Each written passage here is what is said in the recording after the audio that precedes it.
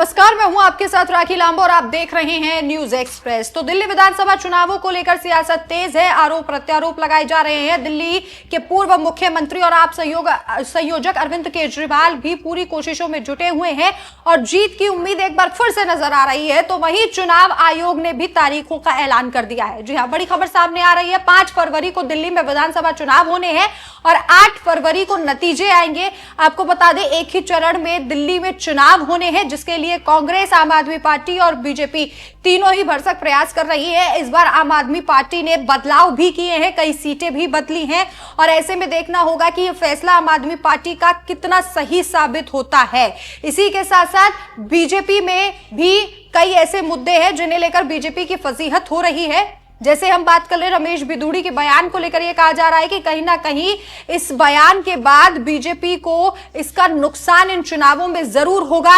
अब जब 5 फरवरी को वोटिंग होगी और 8 फरवरी को नतीजे आएंगे तो देखना होगा कि इस बयान से क्या वोटर्स के दिमाग पर या फिर उनके वोट पर कोई असर पड़ता है या फिर नहीं पड़ता है। और इन चुनावों में दिल्ली के पूर्व मुख्यमंत्री अरविंद केजरीवाल की फिर से वापसी नहीं होती है या फिर नहीं होती है। सवाल यह भी है कि अगर आम आदमी पार्टी जीतती है तो उसके बाद मुख्यमंत्री कौन होगा। एक चैनल से बातचीत में अरविंद केजरीवाल ने यह कहा था कि आतिशी को अगर चुनाव जीतते हैं तो आतिशी को नहीं बल्कि उन्हें ही मुख्यमंत्री बनाया जाएगा, जिसके बाद यह कहा जाने लगा कि एक बार फिर से अगर आम आदमी पार्टी दिल्ली में आई तो मुख्यमंत्री आतिशी नहीं होंगी बल्कि अरविंद केजरीवाल होंगे। इसी के साथ साथ चुनाव आयोग ने डेटा भी साझा किया है। उन्होंने यह भी बताया है कि चुनाव को लेकर पूरी तैयारियां कर ली गई हैं।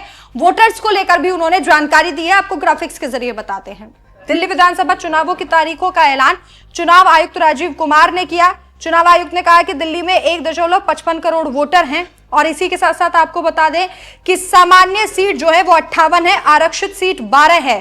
पोलिंग स्टेशन 13,033 बनाए गए हैं, जबकि वोटर्स की संख्या 1.55 करोड़ है। जाते जाते आपको सुनाते हैं कि चुनाव आयुक्त ने और क्या क्या इस विधानसभा चुनाव को लेकर बताया, कैसी व्यवस्थाएं की गई हैं।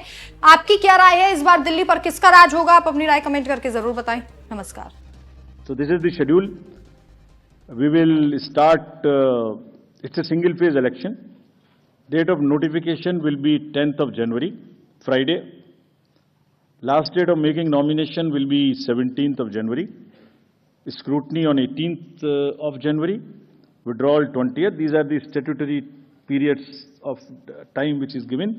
Date of poll is 5th and counting is 8th, and 5th again we have very deliberately kept Wednesday, क्योंकि हम सोचते हैं सब दिल्ली वाले वोट करें, इसलिए इस बार भी महाराष्ट्र की तरह हमने इसको वेडनेसडे में रखा है। Entire election process after counting will be complete by 10th and this is we are doing elections in bypolls also in Milkipur in UP and Erode in Tamil Nadu.